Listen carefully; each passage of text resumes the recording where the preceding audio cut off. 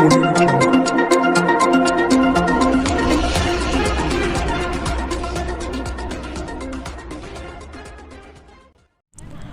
नमस्कार। आसनसोल टाइम्स में मैं बापी बनर्जी अपने सहयोगी ब्रिजेश इलाही अंसारी के साथ आपका स्वागत करते हैं।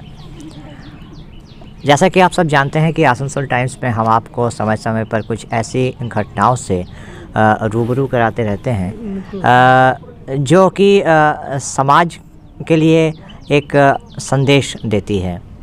हम आज भी एक ऐसे ही घटना के बारे में, एक ऐसे ही शख्सियत के बारे में, एक ऐसे ही चरित्र के बारे में आपको बताएंगे जिनकी कहानी सुन के आप चौंक जाएंगे। ये किसी मतलब जो एक थ्रिलर मूवी होती है या एक बहुत ही अच्छी कोई पिक्चर होती है उसकी कहानी आपको लगेगी, लेकिन असल में ये किसी की ज़िंदगी की सच्चाई है। जैसा कि आप देख सकते हैं कि मेरे दाहिने साइड में एक महिला बैठी हुई हैं। इनका नाम है कालिदासी सरदार। इनकी ज़िंदगी का जो अब तक का इतिहास रहा है, ये जैसे कि मैंने कहा कि किसी थ्रिलर मूवी से कम रोमांचक नहीं है। तो क्या है इनकी ज़िंदगी का वो इतिहास और किन हालातों से इनको अब तक गुज़रना पड़ा है, हम कालिदासी सरदार से ही जानेंगे। मैडम, आपका आसनसोल टाइम्स में स्वागत है। हमें पता चला कि आप बहुत सालों तक अपने घर परिवार, अपने राज्य बंगाल से बाहर रहीं, अलग रहीं। कहाँ थी और सबसे पहली बात वहाँ तक आप पहुँची कैसे, इसके बारे में ज़रा हमारे दर्शकों को बताइए। पंजाब मेरी दादी के भतीजा लेके गए थे। किस लिए? उन्होंने ये कहा था कि कलकत्ता में काम पे लगाना है। तो उन्होंने कहा था कलकत्ता में, तो आप पंजाब कैसे पहुँची? पंजाब मम्मी को नहीं बताया कि वो मुझे पंजाब लेके आ रहे हैं दिल्ली के बाहर। अच्छा। तो उन्होंने मम्मी से झूठ बोला कि कलकत्ता के पास काम पे लगाना है। ये कौन थे, आपके रिश्तेदार थे? हाँ, मेरी दादी के भतीजा थे। अच्छा, फिर क्या हुआ? फिर उन्होंने लेके किसी के हाथ में दे दी, कोई अंकल आंटी थे उनके हाथ में दे दी। फिर उन्होंने ये जो हाथ में दे दी वो कहाँ दिया? ये वो तो जगह के नाम नहीं पता। नहीं, मतलब कौन सा राज्य था? दिल्ली था, पंजाब था? दिल्ली नहीं था, मतलब कि हमारी साइड में ही था, बंगाल में ही। हाँ। अच्छा, फिर क्या हुआ? फिर उनके पास दिया। फिर उन्होंने 2 दिन के बाद मुझे दिल्ली लेके आए। मुझे नहीं पता कि दिल्ली मैं आ रही हूँ। ठीक है। फिर दिल्ली जिस बंदे के हाथ में दिया उनके पास मतलब कि 1 की 2 हफ्ते तक थी। ठीक है। फिर उसके बाद मैंने 2 जगह काम पे लगाया, उनको पसंद नहीं आया तो फिर उन्हें भेज दिया। फिर उन्होंने फिर सीधे पंजाब लेके आए। ये कब की बात है? ये कितने साल पहले की बात है? ये तो मैं बता नहीं सकती। फिर उस वक्त 13 साल। 13 साल। तो आप बता रहे हैं कि आपको बताया गया, आपके परिवार में बताया गया आपको कोलकाता ले जाया जा रहा है, लेकिन आपको एक्चुअली ले जाया गया दिल्ली। दिल्ली में आप कितने दिनों तक थी? मैं दिल्ली में 2 हफ्ते थी। वहाँ क्या करते थे आप? कुछ नहीं, पहले 2 घर पे लेके गए, 2 दिन रखा। उनको अच्छे नहीं लगा कि बोल नहीं सकती हिंदी, तो उन्होंने बोला कि ले जाओ इसे। उन्होंने लेके आ गए। फिर उसके बाद पंजाब में उन्होंने बोला कि लड़की चाहिए। फिर उन्होंने पंजाब में दे दिया मुझे। आप फिर उसके बाद आप पंजाब में ही रहने लगी। पंजाब में जो आप थी वहाँ पे आप क्या करती थी? वहाँ बच्चे देखती थी मैं। अच्छा, मतलब किसी घर में छोटे बच्चों का आप तीमारदारी करती थी? हाँ जी। अच्छा, तो वहाँ का अनुभव कैसा रहा? वहाँ जहाँ पे जिस घर में आप थी उस घर के लोग कैसे थे? उनका रवैया आपकी तरफ कैसा था? वो अच्छे थे। अच्छे थे। तो कभी आपको ऐसा नहीं लगा कि आप अपने परिवार वालों से अलग हैं? तो जब आप पंजाब में थी तब क्या आप परिवार से संपर्क में थी आप? नहीं, मतलब तो कभी उन्होंने मिलने नहीं आए मुझे छोड़ के। अच्छा, मतलब जो आपको छोड़ने गए थे, छोड़ के आए थे, वो कभी मिले नहीं? नहीं। तो आपने जैसे कहा कि आपके परिवार वालों को बताया गया था कि आपको कोलकाता ले जाया जा रहा है, तो यहाँ पे ये सवाल उठता है कि क्या आपके परिवार वालों ने कभी आपसे मिलने की कोशिश नहीं की? कोशिश की, उनको कभी बताया ही नहीं है। अच्छा। और फिर उनके घर गए थे। अच्छा। फिर उन्होंने उनसे पूछा है, फिर वो उनको घर से निकाल दिया।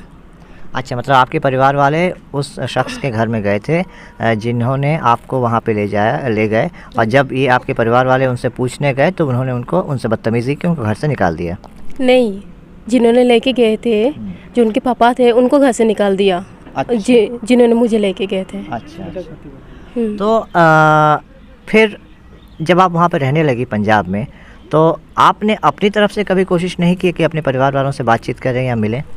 मैंने बोला है तो वो कुछ नहीं कर सकते थे ना, मतलब उनको कुछ नहीं पता था। और जिसने लेके गए थे वो गलत चीज़ें बता रहे थे। लेकिन आपको तो पता था कि आप कहाँ से हैं या क्या है? पता थे, पर ऐसे कोई नहीं थे ना वहाँ पे। अच्छा, तो एक्चुअली आप ओरिजिनली मूलतः आप हैं कहाँ से? मतलब आपका घर कहाँ है? आदि आदि घर जिसको बोलते हैं वो कहाँ है? मैं गलावाड़ी जानती हूँ। अच्छा, कैनिंग गलावाड़ी जानती कैनिंग, हूँ। मतलब आप कैनिंग की हैं? आप कैनिंग की हैं, अच्छा। तो एक बात और बताइए कि फिर आप वापस आई। तकरीबन आपने जैसे कहा कि आप 13 साल की उम्र में आपके साथ ये हुआ था, और मैं अंदाजे से कह सकता हूँ कि हो सकता है कि 15-20 साल पहले की घटना हुई होगी। तो इसके बाद आप वापस आई, तो ये वापस आने का कैसे हुआ और किन परिस्थितियों में आप वापस आई और किन लोगों की सहायता से आपको वापस आने में कामयाबी मिली? ये दीदी और भैया। पूरी घटना बताइए, क्योंकि हमारे दर्शक जानना चाहते हैं।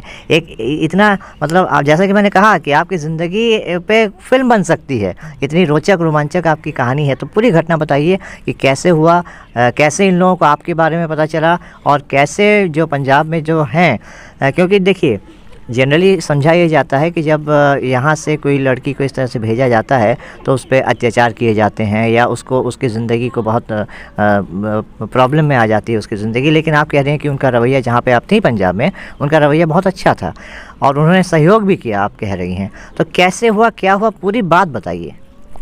जब ये काम पे गए थे तो मैंने इनसे पूछा था कि आप कहाँ से हो। इन्होंने बोला कि इसे क्या असम से ही है। तो मैंने पूछा कि असम से मेरी वहाँ के जानते हो, मतलब गलावाड़ी की कैनिंग। तो इन्होंने बोला कि कैनिंग जानते हैं, गलावाड़ी के तो इनको पता ही नहीं था, कैनिंग जानते हैं।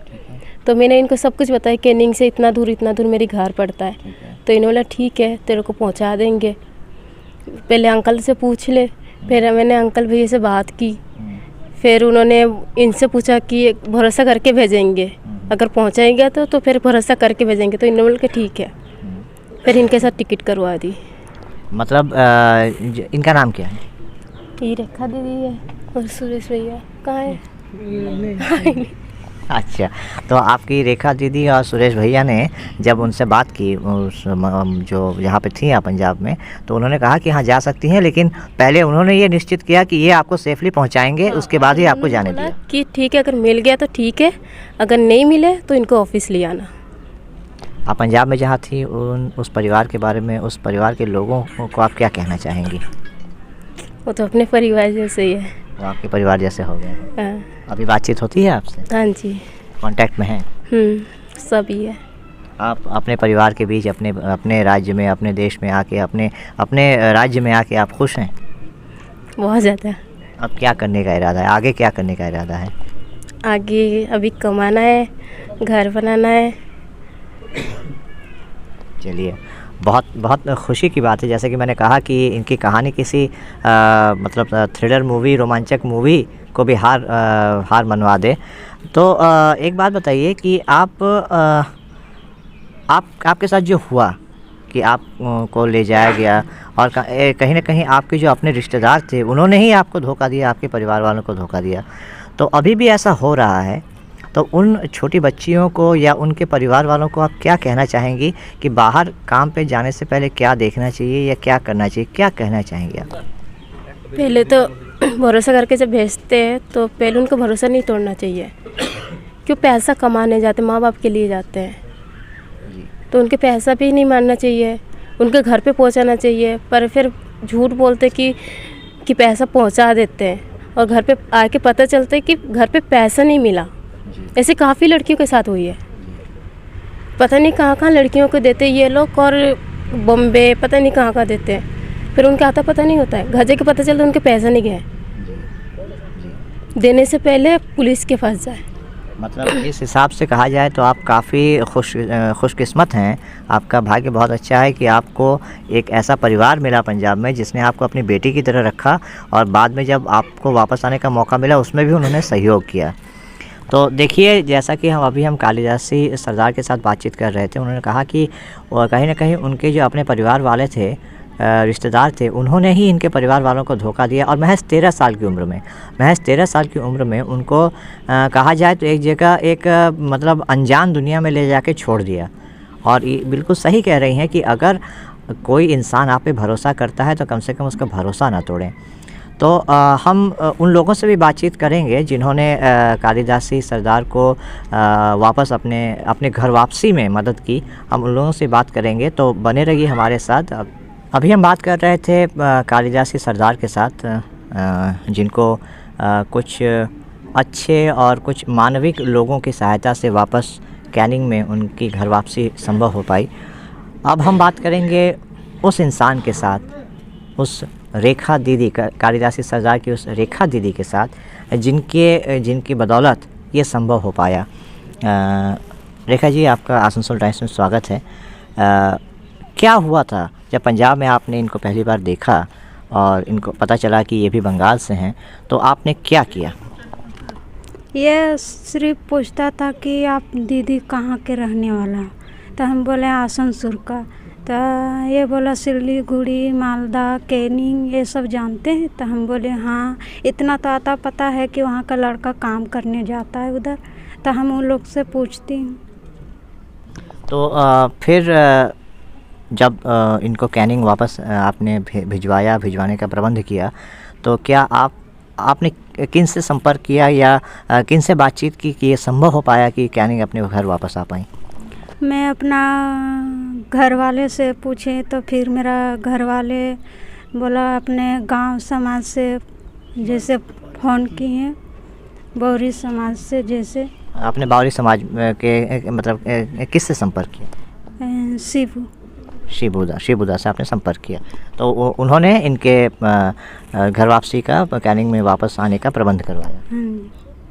कैसा लग रहा है कि एक लड़की को वापस अपने घर वापस लाकर कैसा लग रहा है? बहुत अच्छा लग रहा है। अपना माँ बाप से मिल गए। 18-20 साल से तड़प रही थी। चलिए, दुनिया में अगर बुरे लोग हैं तो दुनिया में रेखा जी जैसे अच्छे लोग भी हैं, जो इस तरह से इंसानों की मदद करते हैं, उनको अपने परिवार के साथ मिलवाने में, अपने जिस तरह से अपने राज्य में, अपने प्रदेश में वापस लाने में मदद करते हैं। रेखा जी, आपने बहुत बढ़िया काम किया है और हमें उम्मीद है कि आपसे सीख लेके दूसरे लोग भी इस तरह से लोगों की मदद के लिए आगे आएंगे। हम आगे भी बातचीत करते रहेंगे। जैसा कि इन्होंने कहा कि बावरी समाज के लोगों से इन्होंने संपर्क किया, शिबू बावरी और भी बावरी समाज के जो लोग हैं, इन लोगों से उन्होंने संपर्क किया। हम इनसे भी जानना चाहेंगे कि जब शिबू बावरी से इन्होंने संपर्क किया, उसके बाद की घटना हम जानेंगे। तो अभी हमारे साथ मौजूद हैं प्रगतिशील बावरी समाज के जो पश्चिम बर्धमान ज़िले के जो प्रेसिडेंट हैं, समीर बावरी जी।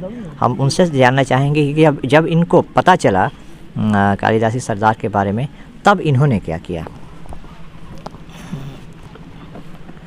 प्रथमे আমাকে যখন এরা ঘটনাটা বলে তখন অলরেডি এরা বেরিয়ে পড়েছিলেন এখান থেকে। আমি একটু কাজে পুরুলিয়ায় ছিলাম সে সময়।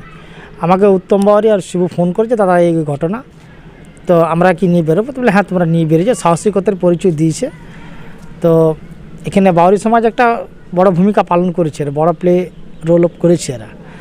কারণ এই সপ্তাহে আমি প্রথম ধন্যবাদ জানাবো ওই ভদ্রমহিলাকে, যিনি ওনাকে ওখান থেকে সাহস করে নিয়ে এসছে এবং তাকে যে সাহসের যে ইন্ধন জুগিয়েছে তা হচ্ছে শিবু বাউরি বা উত্তম। এরা বলেছে যে হ্যাঁ, আপনি নিয়ে আসুন, বাকিটা আমরা ব্যবস্থা করে নেব।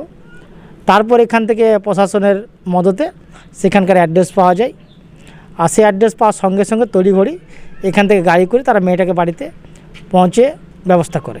তারপর আমি সেখানকার উনি যেখানকার এমএলএ ছিলেন, ওই পরেশ পাল, ক্যানিংয়ের এমএলএ দক্ষিণের, ওনার সাথে আমি কন্ট্যাক্ট করি বাই ফোনে।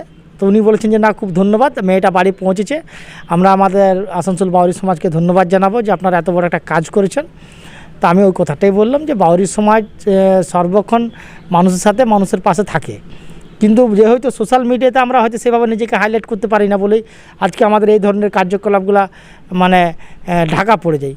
কিন্তু যাই হোক আপনাদের সোশ্যাল মিডিয়ার মাধ্যমে আমরা এটাই জানাতে চাইছি যে সমাজে কোনো জায়গাতে যদি কোনো মানুষের এই ধরনের বিপদ আপত্তি ঘটে থাকে তাহলে বাউরি সমাজ কিন্তু আজকে যেমন ঝাঁপিয়ে পড়েছে আগামী দিনেও কিন্তু এভাবে ঝাঁপিয়ে পড়ে সেই পরিবারটাকে তাকে উপলব্ধি করাবে, এটাই হচ্ছে বাউরি সমাজের লক্ষ্য।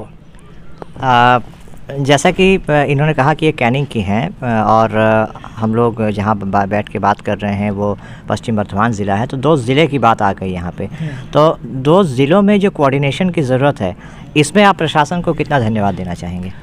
ওই তো বললাম ধন্যবাদ জানাচ্ছি। আমি সর্বপ্রথম এখানে আমাদের যিনি ডিসেরগড় আইসি রয়েছেন উনি এই ব্যাপারটাকে উদ্যোগ নিয়েছিলেন। উনি ক্যানিংয়ের সাথে যোগাযোগ করার পর তারপর ওনার বাড়ির অ্যাড্রেসটা খুঁজতে পারা যায়। দেখুন বেঙ্গলে কমিউনিকেশনের অভাব নেই, শুধু যদি আন্তরিকতা থাকে তাহলে মানুষ কিন্তু সব মানুষের প্রতি একটু পাশে দাঁড়াতে পারে। আজকে ওনার প্রতি উনি যেভাবে আন্তরিকতা দেখিয়েছিলেন এবং ওনার প্রতি আমাদের বাউরি সমাজ যেভাবে আন্তরিকতা দেখিয়েছিলেন, এটাই যদি সমাজে সব বর্গ এবং সব বর্গের মানুষরা এই ধরনের কাজের সঙ্গে যুক্ত থাকতে পারেন তাহলে সমাজে মনে হয় না যে কোনোদিন এই ধরনের একটা মেয়ে একটা বাইরে গিয়ে পরে বিক্রি বা আটকে পড়ে যাবে। এই আন্তরিকতাটা বাংলার মানুষের মধ্যে বরাবরই আছে আর আগামী দিনেও থাকবে, এই বিশ্বাসটুকু আমরা রাখি। चलिए, जैसा कि इन्होंने कहा कि अगर आपकी मंशा सही है, आप दिल से सच्चे दिल से किसी के लिए कुछ करना चाहते हैं तो ये जो प्रशासनिक जटिलताएं हैं ये आपके सामने बाधा बन के सामने नहीं आ सकती। और जैसा कि इन्होंने कहा कि वहाँ के जो विधायक थे परेश पाल जी, उन्होंने भी सहायता की, डिसरगढ़ आईसी उन्होंने भी अपनी तरफ से पूरी मदद की और एक सम्मिलित प्रयास का नतीजा है कि आज कालिदासी सरदार अपने परिवार के साथ हैं। आप क्या संदेश देना चाहेंगे लोगों को, जैसे कि इन्होंने कहा कि इनके अपने रिश्तेदार ने ही इनको धोखा दिया, तो आप ऐसे लोगों को क्या संदेश देना चाहेंगे? और प्रशासन से, चूँकि आप एक प्रगतिशील बाउरी समाज जैसे एक संगठन से जुड़े हुए हैं, प्रशासन से आप क्या गुहार लगाना चाहेंगे कि ऐसे जो लोग हैं जो रोज़गार के नाम पे लोगों को बरगलाते हैं उनके खिलाफ़ किस तरह की कार्रवाई करनी चाहिए? দেখুন বর্তমান আমাদের যিনি সরকার রয়েছেন উনি সরকার কিন্তু সব বর্গ এবং সব বর্ণের মানুষদেরকে কিন্তু একটু পাশে দাঁড়িয়ে কাজ করছে, বিশেষ করে মহিলাদের ক্ষেত্রে। এখন দেখুন পড়াশোনা করতে গেলে শিক্ষাশ্রী, যুবশ্রী, কন্যাশ্রী, স্কুলে সমস্ত কিছু যাবতীয় লাগে সমস্ত কিছু সরকার ব্যবস্থা করছে। তা আমি বলবো যে যেসব পরিবারগুলোর অভাব অনটন আছে তারা যে সেইটাকে যদি ভুলে পড়ে একটু যদি সরকারের দিকে ধ্যান দেয় যে সরকার যেসব প্রকল্পগুলো করে গেছে তাহলে হয়তো মেয়েদেরকে বাইরে ওরা পাঠাবে না। আর যদি বাইরে কোনো কারণে পাঠাতে হয় তাহলে তারা প্রশাসনিক দ্বারস্থ হয়ে পড়ে সেখানকার লোকাল অ্যাডমিনিস্ট্রেশনের কাছ থেকে তাদের সমস্ত কিছু বায়োডাটা নিয়ে পড়ে যে আমরা এই মেয়েকে এই লোকের হাত দিয়ে পড়ে অমুক জায়গায় পাঠাচ্ছি, আমরা যদি এতদিনের মধ্যে যদি কোনো রেজাল্ট না পাই তাহলে আইনত আমরা ব্যবস্থা নেব। সেই ধরনের যদি একটা সিস্টেমিক ব্যাপার থাকে তাহলে হয়তো এই ধরনের মেয়েরা আর হারাবে না বা এই মেয়েদের মতন কেউ কাউকে একটা জায়গায় বিক্রি করতে পারবে না। এটা কেন বর্তমান এখন আমাদের সরকার খুব স্ট্রিক্ট এবং সরকারের যে প্রশাসন সে প্রশাসন স্ট্রিক্ট যদি না হতো তাহলে এই মেয়েটাকে 24 ঘন্টার মধ্যে বাড়ির দ্বারস্থ করা যেত না। তাহলে আমি প্রশাসনকেও ধন্যবাদ জানাচ্ছি। আর আগামী দিনে যাতে এই ধরনের ঘটনা না ঘটে তার জন্যে প্রশাসন তো রয়েছে। উনি যে বার্তাটা বললেন যে প্রশাসনের কাছে সম্মুখীন হওয়ার পর তারপরে একটা সিস্টেমিক মাধ্যমে যদি মেয়েদেরকে বাইরে কাজ করতে বা অন্য কোথাও স্টেটে পাঠানো হয় তাহলে হয়তো মেয়েটার সিকিউরিটিটা বজায় থাকবে, এটাই লক্ষ্য। जी हाँ, बिल्कुल सही कहा इन्होंने कि अगर प्रशासन स्ट्रिक्ट रहा और स्ट्रिक्ट है, बंगाल का प्रशासन इस मामले में स्ट्रिक्ट है और इसी का नतीजा है कि मात्र 24 घंटे के अंदर आज कालिदासी सरदार अपने परिवार के साथ पहुंचने में सफल हो पाए, उनके पास पहुंचने में सफल हो पाए। हम एक और व्यक्ति से भी बात करेंगे और आप अगर आ सकें हमारे साथ। पहले तो अपना नाम बताइए सर। मेरा नाम शिबू भारी। यानी कि उन्होंने सबसे पहले आप जो रेखा जी हैं उन्होंने सबसे पहले आप ही को फ़ोन किया? हाँ, पंजाब से हम ही को फ़ोन किया। पंजाब থেকে আমাকে ফোন করলো যে এরকম এরকম ব্যাপার, একটা পাঞ্জাবে একটা মেয়ে আছে ক্যানিংয়ের বেডে, তো ওকে নিয়ে যাওয়ার জন্য একটু ব্যবস্থা করতে হবে। তো আমি ঠিক আছে ব্যবস্থা করব, তুমি মেয়েটাকে নিয়ে আসো।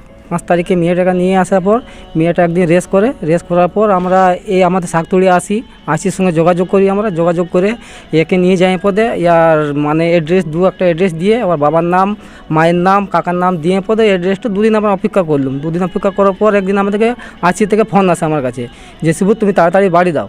বাড়ি যাই পদে মেয়েটার ঘরে মা বাবা দেখা হয়েছে, ওরা কথা বলতে চাই। তো আমি মেয়েটাকে এসে পদে কল করালাম, ভিডিও কল করালাম, মায়ের সঙ্গে বাবার সঙ্গে কথা বললো। তার সকালে আমরা গাড়ি তাড়ি করে পদে মেয়েটাকে আমরা 24 পরগনা নিয়ে বার হয়েছিলাম আমরা। তো বাড়ি নিয়ে যাওয়ার পর মা বাবা সব ভাই বোন সব সঙ্গে মিললো, আমাদের খুব ভালো লাগলো যে কুলটি ব্লক বাড়ি সমাজ থেকে আমরা একটু ভালো কাজ করতে পেরেছি।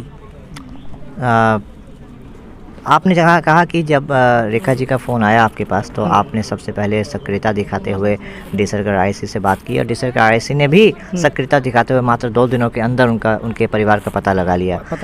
तो ये जो प्रशासन की तरफ से सक्रियता दिखाई गई, इसको आप किस हिसाब से देखते हैं और क्या कहना चाहेंगे आप उन सभी लोगों को जिन्होंने कालिदासी जी को अपने घर पहुंचाने में मदद की? হ্যাঁ, পেলে তো আমাদের বাড়ি সমাজে যত আমাদের ব্যক্তি আছে, যেমন সঞ্জয় বাড়ি হয়ে গেলো, অপু বাড়ি হয়ে গেলো, তোমার উত্তম বাড়ি হয়ে গেলো, মনোজ বাড়ি হয়ে গেলো, সবাই সহযোগিতা করেছে। সবচেয়ে বড় তো আমাদের কুলটি আমাদেরকে এই ডিসেম্বর আমাদেরকে খুব বড় সহযোগিতা করেছে। খবর পাতা সব দিয়ে পর আবার এখানকার আইসিকে খুব আমরা ধন্যবাদ জানাই আমরা।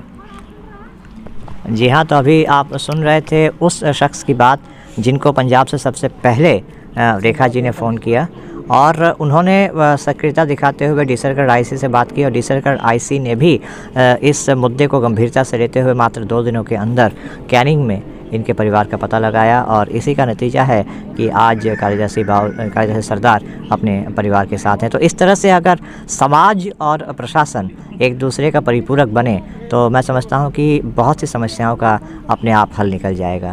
अभी हम बात कर रहे थे शिबू बावरी, रेखा जी, इन सब से बात कर रहे थे, समीर दा, इन सब से बात कर रहे थे, लेकिन मेरे ख़्याल से इस कवरेज का जो समापन है वो समापन एक बार फिर से हम करना चाहेंगे कालिदासी सरदार के साथ बातचीत करके और हम जानना चाहेंगे कि वो क्या कहना चाहती हैं, उनकी आगे की रूपरेखा क्या है ज़िंदगी को लेकर। आप क्या कहना चाहेंगे उन लोगों को जिन्होंने आज आपको आपकी घर वापसी में मदद की? मैं पहले तो दीदी भैया को थैंक यू कहूँगी, भैया को भी थैंक यू कहूँगी, सबको थैंक यू कहूँगी कि जिनकी वजह से मैं घर पहुँची। चलिए, इनके चेहरे की जो खुशी है, इनके चेहरे की जो हंसी है, इसी से ये पता चलता है कि ये कितना खुश हैं घर वापसी कर और इनके ज़िंदगी का जो तजुर्बा हुआ है इनके साथ ऊपर वाला ना करे कि किसी को इन परिस्थितियों से गुज़रना पड़े जिनसे कालिदासी सरदार को गुज़रना पड़ा। तो ऐसे ही ख़बरों के साथ, ऐसी मानवीय ख़बरों के लिए हमारे साथ बने रहिए, आसनसोल टाइम्स के साथ बने रहिए। अभी के लिए मुझे बापी बनर्जी और ब्रिजेश इलाही को दीजिए इजाज़त। नमस्कार।